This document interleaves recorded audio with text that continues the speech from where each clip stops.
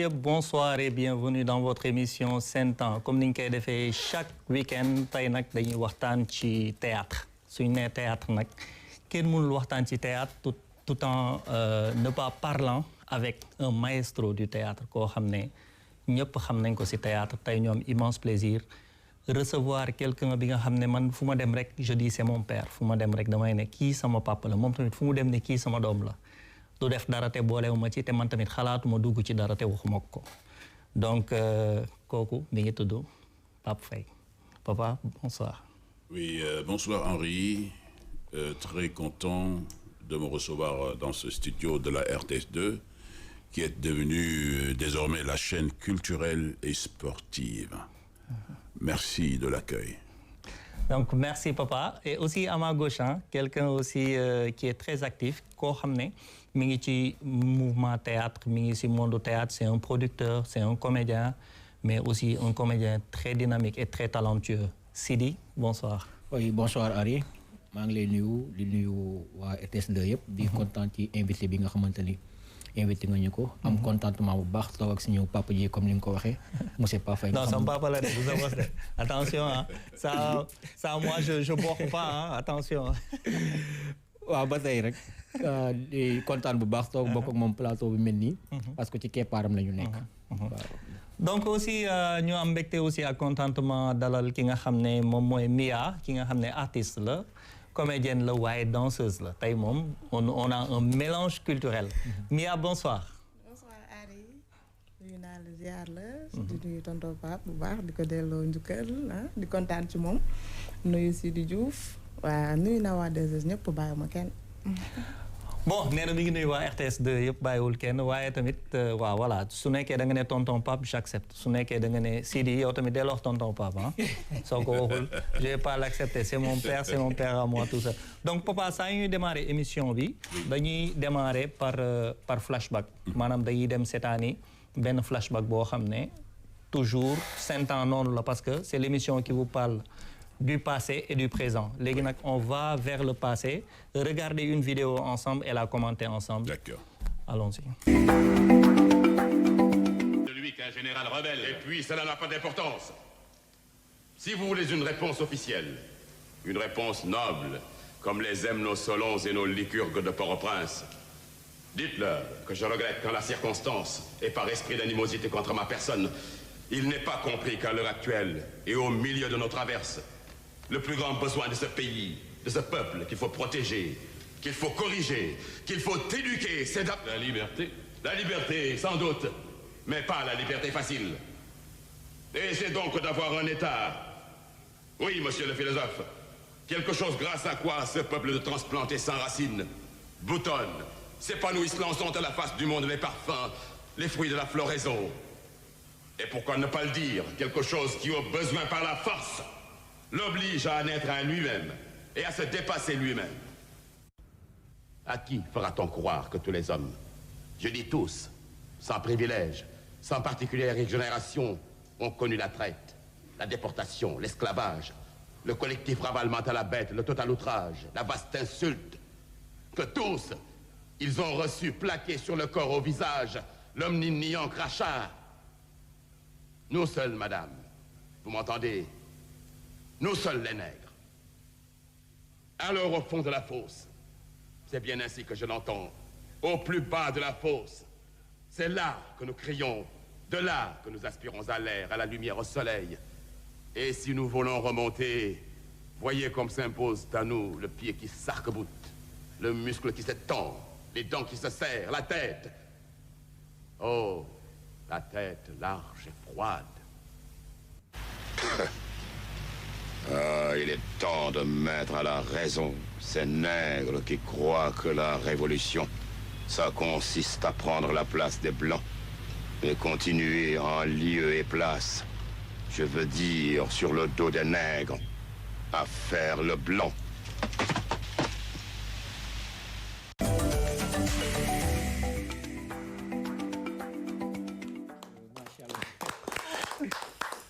Tout le monde a applaudi, hein? La tragédie du roi Christophe de Douta Seck. Tey nag suñu waxee ci Douta Seck, il y a pas une personne qui est mieux placée pour nous parler de Douta Seck parce que Douta Seck kat tuddee nañ ko aussi centre culturel Douta Seck ñëpp xam nañ ko mais la personne la mieux placée pour en parler tout à l'heure sama réalisatrice daf ma wax bu am solo nee na ma nii maa ngi dégg Pape Faye buy wax papa Oui. Cette année lii ban sensation nga am. J'ai eu la chair de poule, j'avoue. Franchement. Douta Seck, c'est une légende, c'est un patrimoine.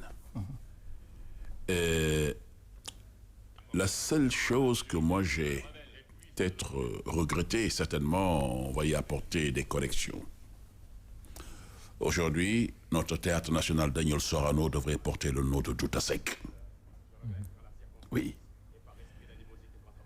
Quand il s'est agi de baptiser, ou quand il s'agira de baptiser le grand théâtre, mes premiers réflexes était de lui donner ce nom affiché sur les murs du grand théâtre.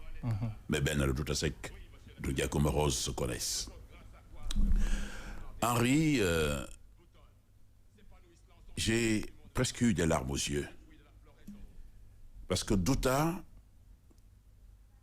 il me rappelle plein de choses. Moi, j'étais à l'école de Douta. Il y a des gens qui le savent et d'autres ne le savent pas.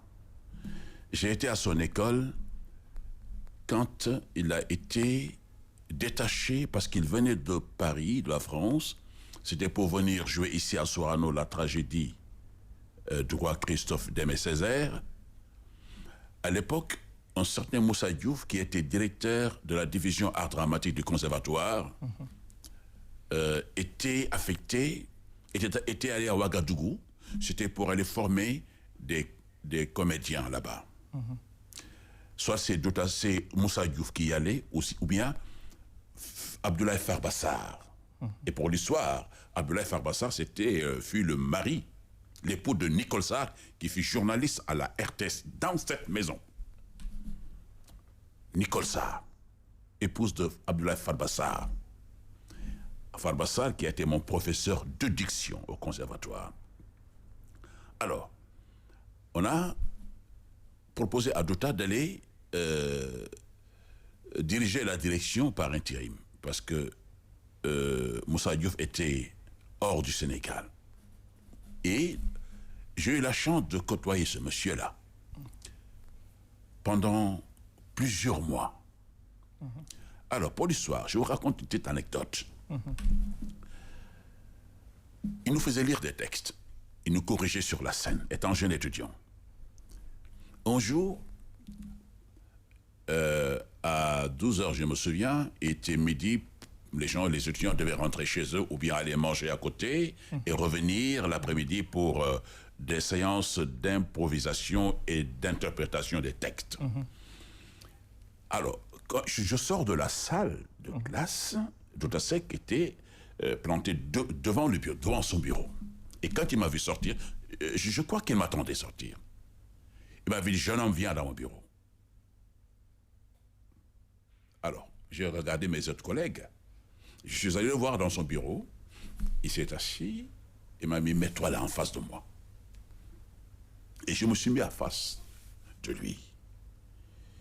Il me dit, vous avez une voix extraordinaire.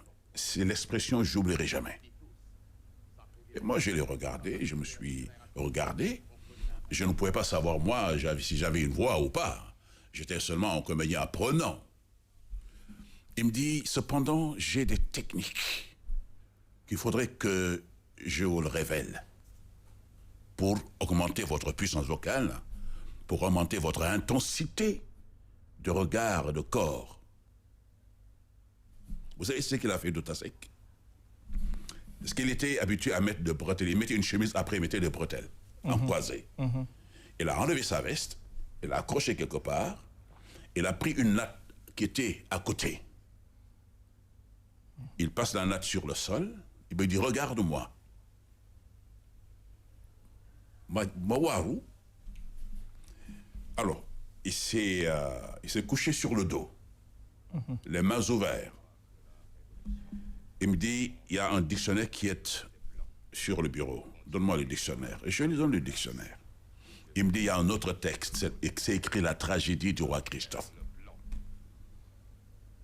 Il me dit, regardez bien ce que je fais, je voudrais qu'après que tu puisses faire comme moi. Moi, je ne sais pas, ça a fait bien, il y a calme.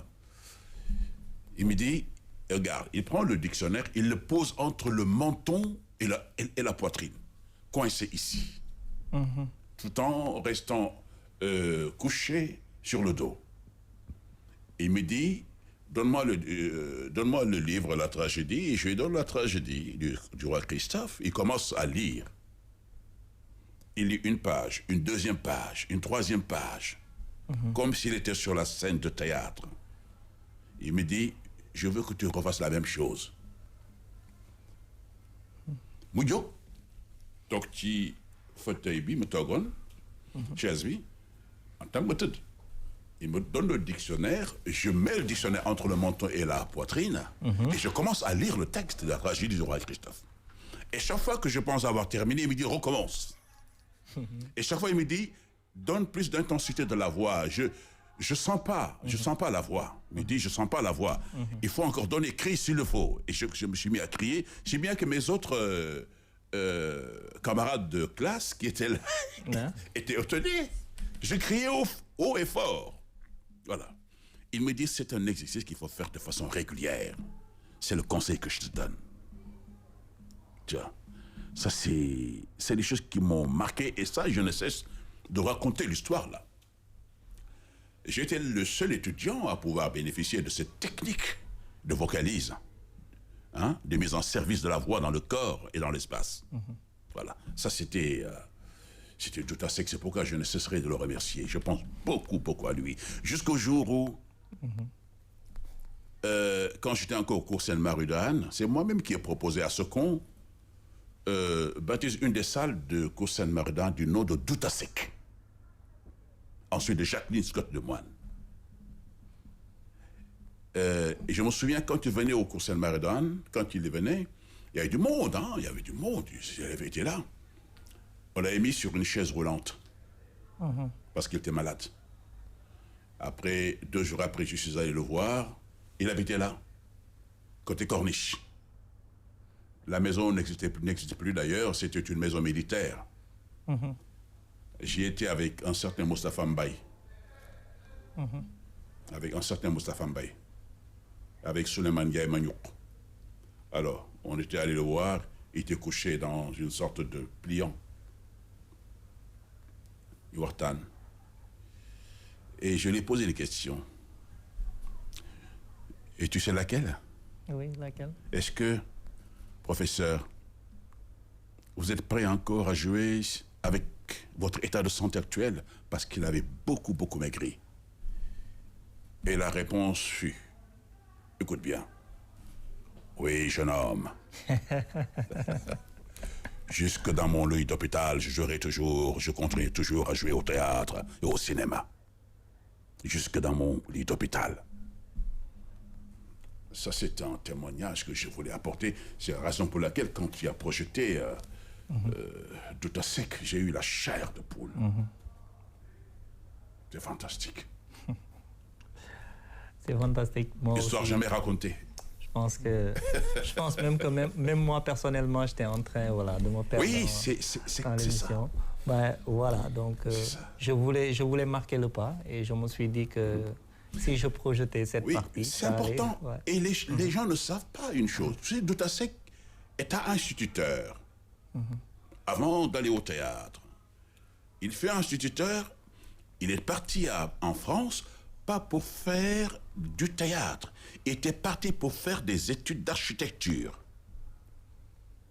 C'est par la suite, quand un certain Jean-Michel Chéreau l'a vu, on lui a parlé de ce Doutasek, parce que Jean-Michel Chéreau était en train de chercher quel acteur noir pouvait jouer le roi Christophe. Et Jean-Michel Chéreau, on lui a dit à un certain Sénégalais qui est là, mais qui est dans l'architecture, mais il a une voix extraordinaire. Et Jean-Michel Chéreau est allé rencontrer Doutasek. Et quand il l'a rencontré, il lui a dit, c'est merveilleux ce que je vois, je vous entends parler, je suis fou. Il lui dit, je suis prêt à vous donner un rôle. Alors, Douta lui dit, mais quel rôle? Je prépare la tragédie du roi Christophe. Vous faites le personnage. mais vous me permettrez de vous mettre dans une école de chant. Il a fait une école de musique à l'école des Beaux-Arts. Non, l'architecture, c'est l'école des Beaux-Arts. Après, l'école de chant et de théâtre. Et c'est là qu'il s'est entraîné. Et la voix et le théâtre. Voix, théâtre, jusqu'à ce qu'il maîtrise en profondeur, justement, le rôle de Douta-Seck, le rôle de Christophe. Et c'est comme ça que c'est parti, Douta-Seck. Sidi, Ouais. je pense que bon, papa nous a fait une très très belle leçon d'histoire et un très très bon rappel aussi parce que nous sommes des passionnés de l'art, nous sommes des passionnés du théâtre. Ni mu wax léegi daf ñu rappeler lu bëri mais yow ba nga seetaanee affaire bi ban sensation nga am parce que gis naa la ba ngay seetaan yaa ngi de nii quoi. da nga nekkoon ci biir. waaw gis day nuyuwaat ñëpp rek di wax avant tout d'abord ñun image yu mel nii dañ ko soxla d'abord. parce que xaw ma nu ngeen def ba loqati image yi parce que pour la première fois. xam nga nag dama lay wax ah xam nga kan moo ma inspiré. en toute sincérité Badou Sadia moo ma inspiré parce que. Badou dafa nekk di def lu am solo ci compte TikTok am. mooy dafa nekk di jël théâtre yu yàgg yi ak actorat yu yàgg yi di ko publier waat donc loolu ba ma ko seetaanee ci compte am ça m'a inspiré quoi Badou merci. Badou ndaaraan la mais li buñ ko mënee am buñ yóbbaale. dinaa la ko jox amul benn problème naa la ko yónnee waaw parce que ñun. ci théâtre la ñuy dund. ku mel ni Douta Seck tey duñ ci mën a wax lu bëri parce que xamuñu ko mais suñu président bi wax na lépp. mais on est fier tey nekk benn comédien boo xamante ni dañuy roy ci Douta Seck. roy ci Pape Faye mooy roy ci Douta Seck. boo xoolee voix bi lu tax sànq ma. kon Ami Collé tu n'avais pas tort apparemment dégg nga li papa wax donc tu n'avais pas tort. noonu la fa demee. parce que ci keppaaram la nekkoon comme ni mu ko expliqué. kon bu ñu nekkee ci moom mu ñuy jàngal rek xëy na lépp loo xam ne mi ngi ci Douta Seck rek peut-être mën na ko def ci ñun wala li nekk ci moom rek mën na ko def ci ñun. waaw léegi bi may seetaan projection bi. damaa yaakaar ni sax c'est lui. la même phrase que ma réalisatrice. dama yaakaar ni parce que ma xoolaat na naan ko prési après ma xoolaat ay ci laa xam ni. c'est que xam nga tey. nous ce qu'on ne sait pas c'est que dañu am chance dund ak ku mel nii. c'est une chance je m'explique parce que benn xam-xamam ak savoir-am téewu ko pour moom da koy séddale loolu xam nañ ba ci matin bi tey rek mi ngi ne ma mais suñu defoon lii ak lii ba tey moom il ne parle pas de sa personne encore une fois il parle des autres maanaam mbégte ak chance bi ñu am ñun sénégalais chance la patrimoine la moom day wax ñeneen ñi patrimoine mais moom ci boppam c'est un patrimoine vivant. Henri dogguma la balaa Mia di jël. dañoo nekk ak suñu benn yaay yoo xamante ni ñu koy wax Aminta Mbaye. waaw mère Aminta Mbaye daf ñuy wax souvent que ni yéen da ngeen a am lu kenn amul comme ni nga ko waxee da ngeen a am lu kenn amul. effectivement ma ne tekk di ko déglu mën nañu bu ngeen amee ku mel ni kii da ngeen cee war a profité. depuis ba ma déggee wax jooju laay profité ci moom xam na ci dara et puis du ma def dara ma nit waxtaanoo ci quoi. xoolal bon dinañ jàll léegi ci Mia gis nga man de du ma dugg ci dara te wax moom lu mu mënti nekk nag Mia ba nga seetaanee affaire bi ban gis-gis nga si am. waaw man moom franchement li may wax damay commencer ci bismillah rahmaan rahim ñu eggale ko ci alhamdulilah rabbil alamin di jaajëfal ñëpp tamit mais man bi ma ko seetaanee sama yaram dafa daw en même temps man moom laa ko tegoon. sérieux bizarrement man moom laa ko foogoon man maa ngi koy xoolaat rek mais après bi mu waxaatee ma xoolaat ma xam ne kii du moom mais même voix bi laay gis mu nekk lu am solo parce que ñun amuñu lu ñu war a jéggaani fenn. ñun am nañ lépp Sénégal. boo amee tonton Pape Faye am keneen ko topp ci ginnaawam mën naa ne pour nga dem feneen jaru ko. jaru ko de. mën nga toog fii am li nga bëgg ci kaw boo ko nangoo. je le dis partout. ci kaw boo amee yar ak teggin nga nangu ko. nga nangu ñu teg la li nga xamante ne loolu nga bëgg loolu ñu la ciy teg nga nangu ko. parce que ñii ñoom li tax ñu mel nii ñu jaar bu ñu la ko waxoon yow doo ko nangu waa. non fi ñu jaar on va en parler bon tout à l'heure. voilà mi ngi noonu. on va en parler et on va rester dans ce même tempo ne t'inquiète pas on va rester dans ce même tempo. On va regarder Rétroculture on revient on va commenter ensemble inchallah.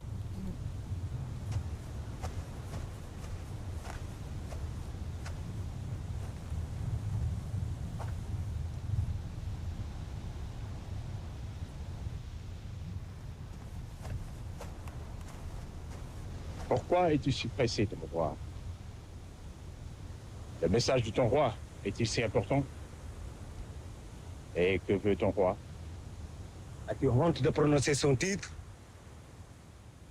Mon roi est le Boursine Koumandofène Ier, bâtisseur de gloire et de dynastie, gardien incontesté des foudres du Voutre Noir. Volute sublime des cieux fulgurants, souffle viril du tam-tam perforé, Boursine Koumandofène est le fétiche accroché au flanc de nos victoires. Pour lui, nous vaincrons. Pour lui, nous mourrons. Et à qui tu t'adresses? Oui. Amaba Diakouba, fils de Diakou Dieye et de Ndiogoba, marabout conquérant et peut-être souverain sans tâche. Laisse-le, Abdul. Je réponds de sa sécurité.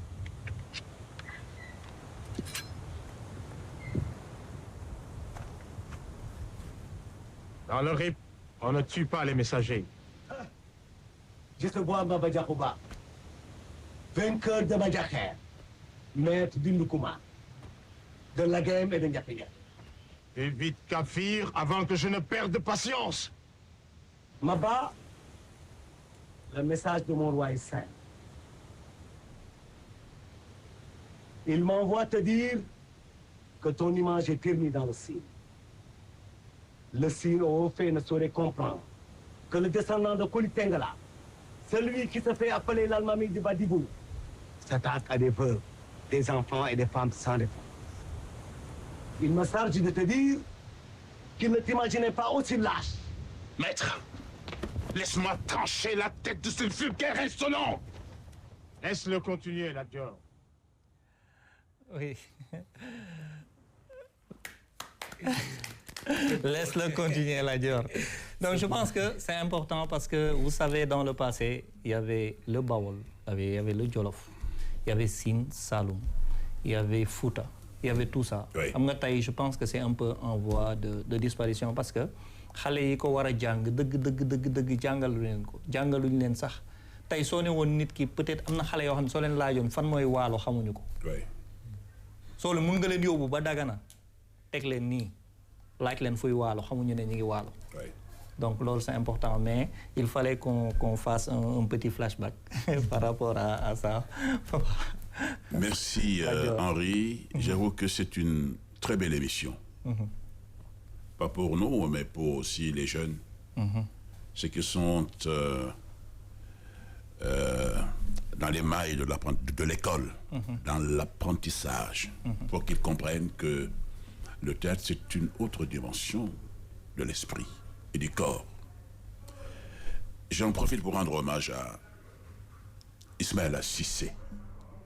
Je dis feu Ismaël Cissé. C'est lui qui a joué le rôle de Maba Diakouba. Oui. Un excellent comédien. Aussi, il y a Clark. Clark, c'était l'envoyé de Boursine Koumandofène. Oui.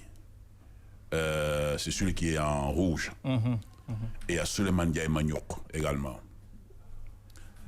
Tous ces comédiens de talent sont rappelés aujourd'hui à Dieu. Paix à leur âme. Amen. C'est cette... quand je parle de la Dior, c'est une autre histoire. Au départ, et ça je l'ai dit, au départ je n'étais pas pressenti pour jouer le rôle de la Dior. Hein. Moi je devais jouer le rôle de Sarewar Niabas. J'ai été distribué pour porter ce rôle-là. C'est Omar Seck, talentueux acteur, talentueux comédien qui était présenté pour jouer le rôle. Ils avaient déjà commencé à tourner, ils avaient tourné déjà quelques séquences. Mais il y a eu un agenda, un conflit d'agenda entre le programme de la direction qui était géré par Alim Badrabi, qui était le producteur, et Ousmane Sembène. Voilà, Ousmane Sembène était en train de tourner un film dans lequel je devais jouer le rôle du gendarme. Alors, et j'ai été parti pour jouer le rôle du gendarme. Et j'avais même mis le costume, c'était une casquette de gendarme, etc. Alors, puis finalement, Sembène a hésité, il a dit non, attends, je prends Omar Seck. Donc on était deux. Finalement, il a misé pour Omar Seck.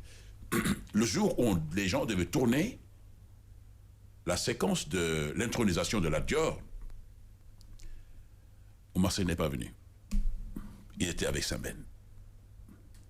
Ça a révolté le producteur, hein, et les autres comédiens. Et c'est là, sur place, que Ali Badra Bey et Seba Traoré, qui assuraient la mise en scène, et Babacar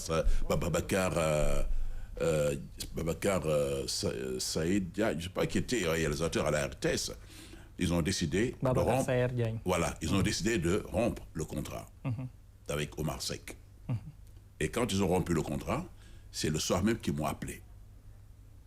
À me dire, nous avons rompu avec Omar Seck, il faudrait que tu viennes prendre le rôle de la Dior. Et c'est comme ça que c'est parti. 3 jours après, on a fait la séance de la scène de l'intronisation de la Dior à Mbao. Mbao était un village à l'époque. C'était tout seulement, il y avait beaucoup d'arbres à l'époque. C'est là où nous avons tourné la plupart des scènes, des séquences de la Dior. Et comment c'est venu? C'est extraordinaire, c'est curieux, ça je le raconte aussi. Feu mon épouse, Khadi, qui est partie.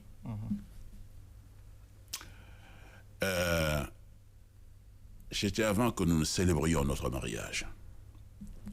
Elle m'appelle un jour pour me dire, je t'ai vu nuitamment dans un rêve, porter une calebasse entourée de caméramans et de photographes, habillé bizarrement, on dirait un guerrier. Comment? Oui. J'ai vu ça dans le rêve. Ouais, Sarahena. Je ne savais pas qu'il voulait parler de la Dior, de la scène d'intronisation.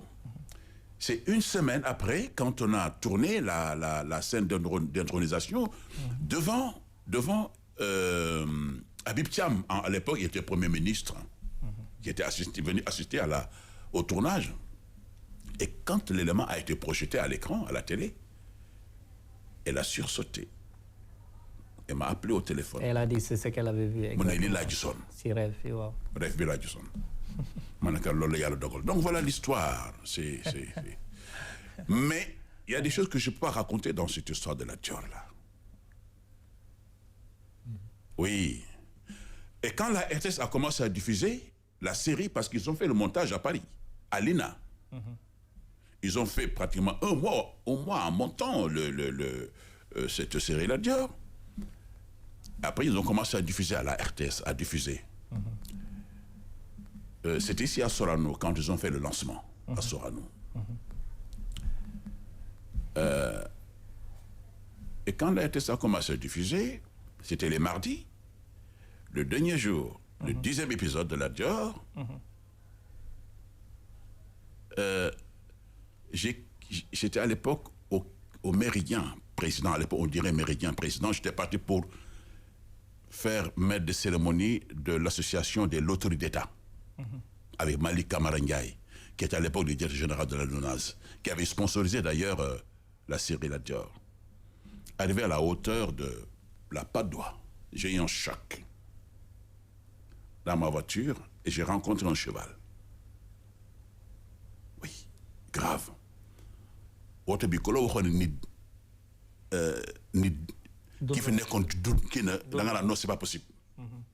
Ko la waxone fii kii fi duggoon ci biir mu ngi dund da nga naan non.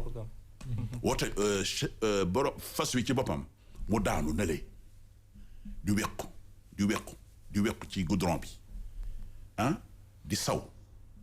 Il y avait un petit garçon moo nekkoon ci fas bi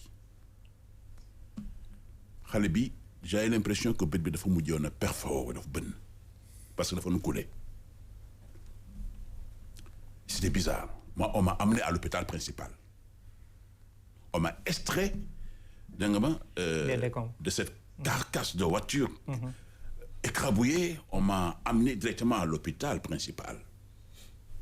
Mais yàlla dogal na ma génn ci ak jàmm. J'ai pas passé la nuit à l'hôpital. On m'a mis des sutures ici et des bandelettes. Je suis rentré à Pikine. J'habitais à l'époque à Pikine.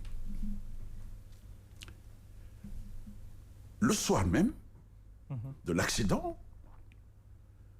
la dame Khadi m'appelle, qui m'avait vu dans le rêve.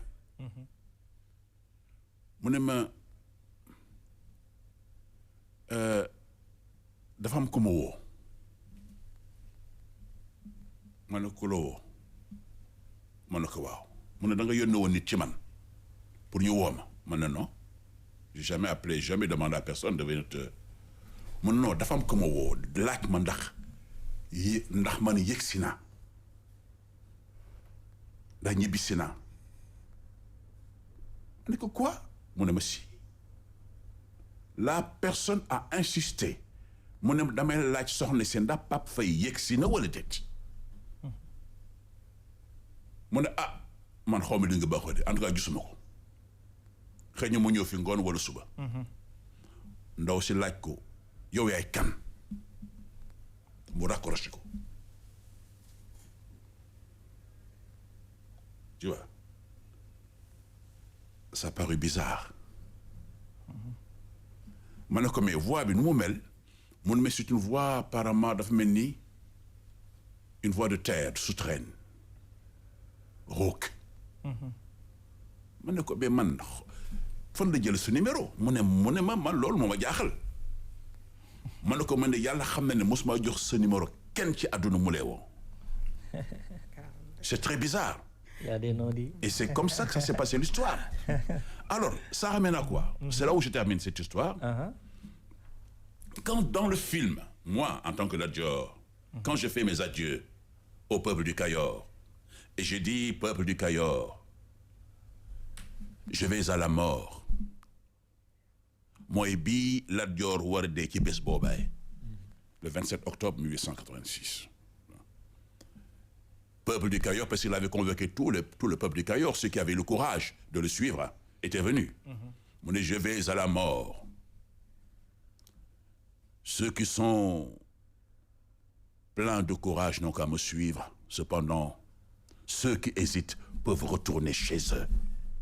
Waaw damay deewi ku bëgg a dee na nga ànd ak man képp kuy ragal na nga dellu sa kër. Je vais à la mort. Et c'est ce qu'il avait dit. Alors, après mu ni Mbaxane mon fils, je vais à la mort, je te confie le cheval Malaw. maa li dénk fas wi di Malaw. Et xoolal coïncidemment, ce jour-là, je devais mourir. Mais c'est vrai.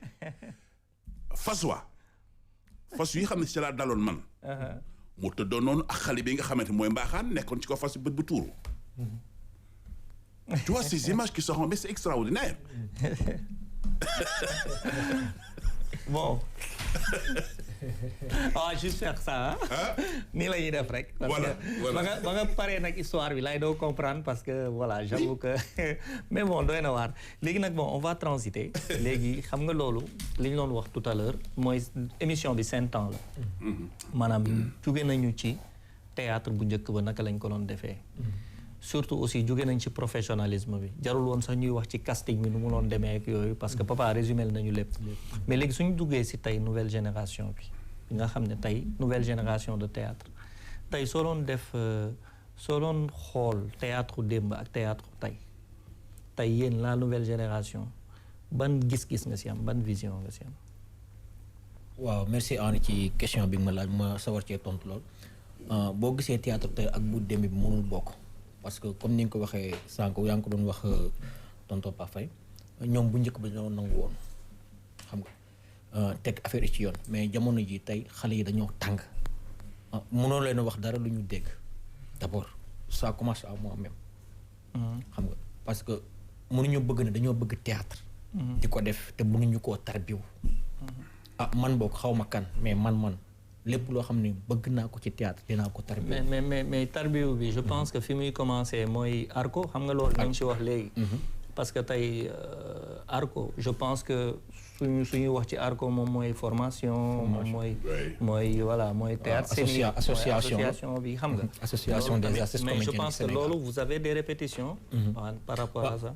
xam nga lu tax mënuñoo bokk théâtre démb ak tey. parce que tey boo déggee arcos national.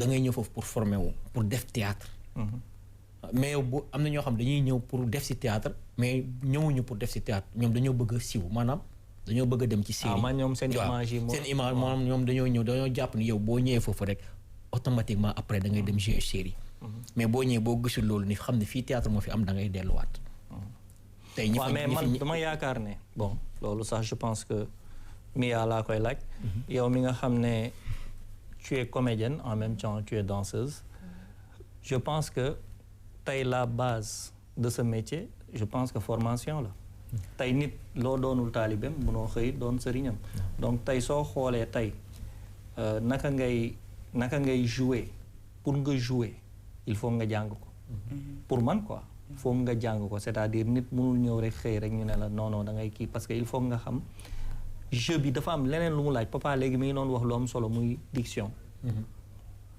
mais am na aire de jeu am na dafa bëri maanaam ay affaire quoi yow en tant que jigéen nga nekk tey comédienne ba pare nekk danseuse naka nga mën a allier ñaar yooyu waaw ñaar yooyu métti na méttiwul ci kaw boo ko bëggee nga am passion bi parce que tey jii danse bi ngay dem day fekk yow liggéeyoon nga beneen liggéey boo xamante ne yow pare nga 14 heures bi ngay génn sa kër defi woo dara pour man mën nga ko dem passé ko ci temps boobu nga xamante ne moo nekk danse bi danse su amul mën nga dem defi sa théâtre voilà parce que affaire bi jàng la comme ni nga ko waxee loo doonul taalibeem mënoo nekk sëriñam te fii ku jàngul doo tari voilà ñun boo demee defi ji danse defoo ko journée boobu dafa nar a nekk journée niil pour man war nga ko mën a dem defi ko ci théâtre bi fekk fa ku mel ni tonton Pa Faye wala yeneen dirigeants yoo xam ne ñu ngi fa ma Aminata Mbaye day ñëw ñu teg la ci axe parce que fii xale yu bari léegi dañu tàyyal dem jàngi aar dañ ko tàyyal pour ñoom da ngay ñëw rek prouver da ngay gis ngay répété fenn sax gisaguñ la ci benn série diw looy def nga ne man de maa ngi ci aar bi mu ne moo ban série nga bokk ne ko noonu bokk nga benn série su ko defee ñoom duñ la considérer sax ne yow yaa ngi liggéey sax li ñuy wax comme série la bon dinaa la bàyyi nga yeggali mais je pense que on devrait plutôt dire téléfilm ko voilà ñoom duñ la considérer sax que yow da ngay liggéey pour ñoom da ngay foo léegi ñoom boo bëggee topp seen ngëm-ngëm boobu que yow da ngay foo yow da ngay jàpp sa bopp koy foo mais da ngay gëm ne yow man damay liggéey damay ñëw pour jàng incha allah rabbi nekkul loo xam ne da nga koy mokkal kenn du ko mokkal ci àdduna saa yoo xëyee da ngay gis lu bees. da ngay gis lu bees. voilà. mais tey en tant que président ARCO Sénégal dama bëggoon xam ARCO naka la ñuy organiser woo parce que gis nañu ay ARCO Dakar ay ARCO yeneen régions yi même ARCO banlieue bi comme par exemple bu Leyti et tout dama bëggoon xam naka la ñuy organiser woo ba mettre en place. Oui, d'abord, voudrais aussi, en parlant d'ARCO, saluer la mémoire d'un grand homme qui est parti, Gaden Boch, parce que tout vient de lui. C'est en 2003 qu'il a créé l'ARCO.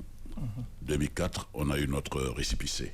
Et nous avons fêté les 20 ans, il y a d'Aurek, pratiquement. Alors, les musiques tout simplement, c'était pour développer ce métier de théâtre. Parce qu'il n'y a pas que le comédien en tant que tel, mais c'est aussi tous les métiers qui gravitent autour du théâtre. Parce que fondamentalement, c'est le théâtre. Parce que nous sommes acteur, nekk décorateur, nekk un technicien de lumière, nekk un scénographe. Nous sommes ñun. Voilà un peu. Ça n'a rien à voir avec le corps bi nga xamantene moy outil yi nekk ci yow. nga mu ko développer moy voix, respiration, regard, texture corporelle. Loolu lépp boo ko maîtriser wul sa njàng ci théâtre dafay des man ba léegi damay jàng xam nga. Alors mais ARCO bi par exemple loolu la ñuy xaar ci ARCO yëpp au départ il y avait qu'un seul benn ARCO moo amoon mu nekkoon Dakar. ARCO Sénégal yëpp Dakar la nekkoon. C'est par la suite qu'on a senti le besoin d'éclater. Parce que ñi nekk ci région yi dañu doon bëgg bokk moo tax ñu éclater ko au niveau des régions. Région mu nekk nga am sa ARCO. Au niveau de Dakar également Dakar nekk Dakar tout simplement Pikine Guédiawaye Rufisque et cetera finalement ñu éclater ko. mais en 4 départements. ku si bëgg adhérer nan lay def. mais c'est pas compliqué c'est-à-dire yow boo fekkee da nga gëm théâtre gëm ko laa wax de j'ai pas dit par exemple ñi nga xam ne dañuy ñëw tout simplement parce que dañu bëgg am kayit pour tukki. Je reçois plein de demandes comme ça, j'ai dit non. Ça ne se passe pas comme ça. Da ngay nekk un acteur de la scène. ñu xam ne yow ku bëgg a métier bi nga ñëw da ngay répéter di ñëw répétition pendant plusieurs mois. ba ñu xam ne yow mii vraiment tu es dedans ñu wutal sa carte mais doo ñëw rek jox la sa carte. Voilà alors pour bokk y a pas de souci aujourd'hui da nga bëgg a bokk fan nga dëkk Thiès. Moi je dis va voir l'ARCO de Thiès je te donne le numéro du président nga dem gis ko ngeen waxtaan mu xool naka la lay intégré. Intégré si biir. Bu dee Pikine pareil bu dee Guédiawaye pareil bu dee Saint-Louis bu dee les autres régions c'est comme ça que ça se passe waaw nga dem mais distribuer des formations parce que ARCO yi tàggat nañ leen ba nga xamante ni ARCO boo dem di nga gis ñoo xam ne c'est des formateurs. Même su fekkee ne peut-être niveau bi des na. mais quand même ñu ngi jàppale ñi nga xam ne dañ doog a ñëw. Et ça c'est extrêmement important voilà mais formateur dafa am voilà fooy jaar dafa am yoon dafa parce que tout le monde aujourd'hui devient un formateur devient metteur en scène. Je pense que ARCO moom dafa waroon nekk benn émission spéciale mais bon je pense que li gën a c'est possible. waaw loolu war nañu xool après nu ñuy def ba organiser ko mais xam nga tey li gën a jël temps ci émission bi moom mooy waxtaan ci Douta Seck. Oui. Et je pense que c'est un excellent témoignage donc on va aller regarder la vidéo du jour et on revient sur le plateau. Sai, la cosa che mi piace della vostra azienda è tutta quanta questa differenza culturale. Monsieur le maire mu gën a am importance que Tafa. tey suñ ma wooyee pour ma dem sama dëkk investir fa mais c'est un plaisir pour man.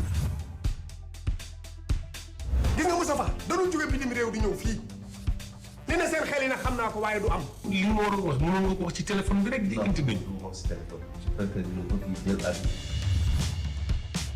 Scusami, je sais, tu es fâché, mais il faut me comprendre. Qui è questione di capire dove state andando. Qui è questione di capire se avete fatto uno studio, se avete creato qualcosa che sicuramente andrà avanti.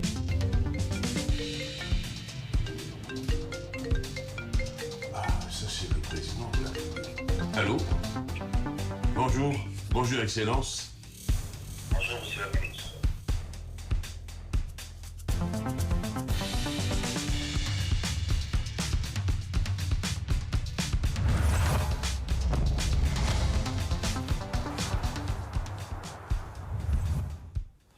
Wow, bon, on a regardé la bande-annonce de Yoon Wi qui est une production de Pape Faye. dama bëggoon ñu waxtaan tuuti ci yoon bi. Oui. Bon maanaam essence yoon wi et ban inspiration moo la jox ba nga produire série bu mel nii mais aussi li ci ëpp solo mooy naka nga def ba boole ay culture c'est-à-dire culture italienne ak culture sénégalaise. Voilà, merci ci question bi c'est important. Thème central bi c'était axé sur la corruption parce que corruption day nërmal économie réew. Alors bi nga xamante ni waxtaan naa ci ak sama benn collaborateur di rakk ci man mu ne ma le thème là lui parle. Oui, parce que tout simplement il était parti pour vivre un peu ça et de façon la plus douloureuse. Alors donc c'est la ñuy waxtaan et qui m'a dit y a pas de souci on va pouvoir vous accompagner. Voilà et ce thème boobu dafa war a interpeller tous les acteurs politiques ou des acteurs de l'économie nationale ou africain. La corruption amul dara lu baax ci réew. Parce qu'aujourd'hui on a vu des gens malheureusement on l'avait pas souhaité qui croupissent en prison parce que tout simplement on a découvert ci seen passé que dañu def ay corruption yu doy waar parce que loolu du tàggat jeunesse. Voilà donc on est parti de là ba tax na exemple bi ñu mën ci jël mooy koo xamante ni ki dafa nekkoon bitim réew sénégalais.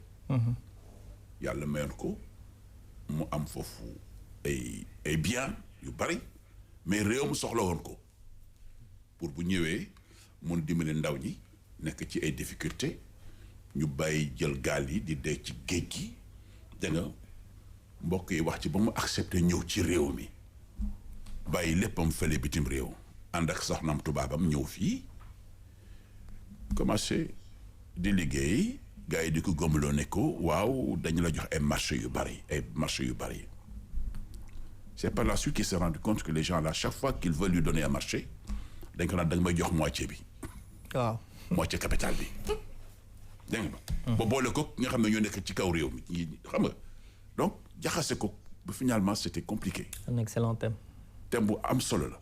C'était compliqué. Et vivement bon, finalement voilà. Et vivement la saison 2. On l'attend.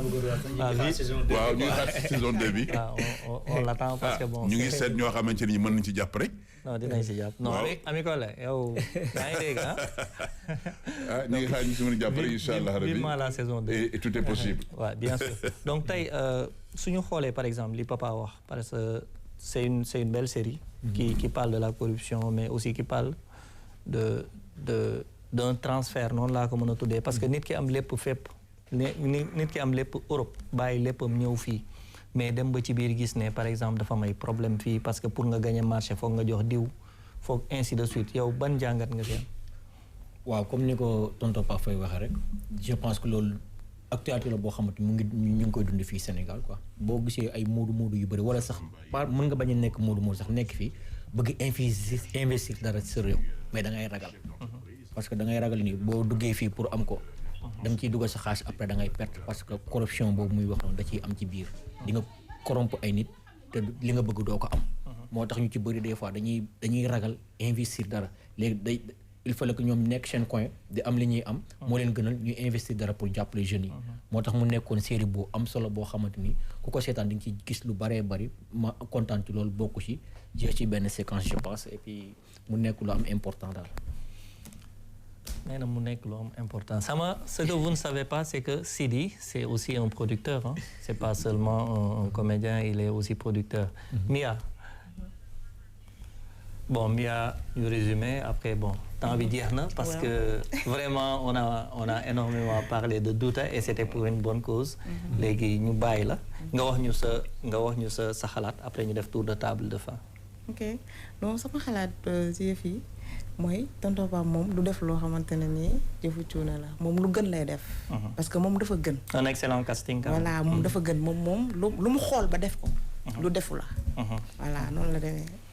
Bon voilà, l'émission arrive à son terme. Wow. Oui, juste 2 petites minutes. Boo gisee ma invité ko invité Sidi j'ai dit comédien la mais producteur la. waaw day jël ay ñaxam ak moyens di wuti. Il a réalisé il a fait des films. indi ko fii. Oui, c'est ça. indil ñu diffusé. waaw beneen bi mooy Mia je l'ai amené parce que tout simplement xam nga tout récemment dans le cadre de la journée mondiale du théâtre j'ai créé une pièce qui s'intitule L'arme de femme. Elle a joué un rôle extraordinaire. C'est l'histoire des femmes détenues en prison qui racontent leur vie. C'est émouvant. Elle a cartonné. mais yooyu dañ ciy delluwaat sax papa. waaw. loolu moom après nañ ci wax. parce que il faut que ñu dellu si waat. ci def ay théâtre scénique yoo xam dañ koy filmer. ñun soo ko filmer fii mun nañ ko jàllale. incha allah donc loolu moom waxtaanoon nañ ci. te bon l'émission arrive à son terme léegi damay def tour de table rek pour bàyyi ku nekk mu wax dernier mot. avant ñu tëj la mooy sa dernier mot Sidi. waaw alhamdulilah di wax ni ñu ngi lay sant bu baax a baax di kontaan ci invitation bi nga xamante defar nga ko ak ñun di wax ni sur scène bi. 5 ans. 5 ans ok. léegi bon damay ñaax rek sama mbokk yi nga xamante ni ñu ngi bëgg a def théâtre. xam ni théâtre doonul lu yomb. pour nga def ko foog nga dem defi formation bi. da ngay dem fu mel ni arco yi. ñu defal la formation bi ñu bëri nag dañuy jaawale théâtre ak série ak téléfilm yi nii. dañ koy jaawale théâtre boo déggee ñu koy wax sur scène moo tax ñuy wax. théâtre loolu nag boo ko defee ba xas. non loolu y aura une émission spéciale dessus. soo ko xasee ba mën ko dara dootul la jaaxal. y aura une émission spéciale dessus ça je vous le promets. parce que xam nga tey on a plus parlé de Douta. moo tax mais il y aura une émission spéciale boo xam ne on va seulement parler de théâtre. ok kon nag loolu laa lu may dénk sama mbokk yi surtout xale yi. ñu dem defi formation bi parce que théâtre dafa doon loo xam lu am importance la. waaw nañu dem def formation bi su ko defee liñ ci bëgg dinañ ko ci am. dinañ ko ci am. Je termine par te dire merci et remercier également la RTS2, de remercier également Pape Alé également toute l'équipe vraiment ñu xalaat nag comme on a discuté tout à l'heure ñu xalaat ci loolu seet nuñ ko ñoŋale parce qu'il est temps aujourd'hui qu'on revienne sur le théâtre filmé ce que moi j'appelle ciné-théâtre. loolu suy paree sax Ami Collé sax nañ ci waxtaan ak moom parce que c'est un très bon oui ciné-théâtre lay doon quoi on a plusieurs thèmes là-dessus. Mia. waaw ku baax maa ngi remercier waa seen temps yëpp. di wax ne émission bi am na solo. te yow nag tamit mun nga tànn de xam nga boo tànnee tonton Pape ba def ko invité de notre émission bi rek yow tànn nga yow. mais macha allah donc di remercier waa Arco Dakar yëpp. bàyyiwuma kenn donc su ma limee jumba du ma matal. nee naa la foofu ay kàngam ñoo fa yeewoo. xale boo xamante ne bëgg nga lu baax ci sa bopp bëgg nekk ci aar di def loo xamante ne kenn du la xeeb incha allah rabbi da ngay ñëw Arco Dakar. ñu teg la ci yoon. fii boo raamul doo jug taxaw. da ngay raam jug taxaw ñu mën la jàpp nga dox. kon maa ngi jaajëfal tonton Pape delloo naa la njukkal bi yëpp jaajëfal. Merci Mia. Donc l'émission tire à sa fin. Merci aussi à Ami Collé. Ami Collé maa ngi lay sant di la gërëm merci à DJ Prince merci à Badou Sadia. Merci à mes techniciens sama gars yi sama partenaire de guerre yi maa ngi leen di bëggee di leen ziar. li ma neex ci ETS 2. man ay xale laa fi gis. waaw gisoo Ami Collé ba xam xaaral nga gis suñu réalisatrice bi. ay xale caméraman laa fi gis. macha allah donc mi ngi noonu ñu ngi siy jàpp bu baax a baax merci à tout le monde aussi merci.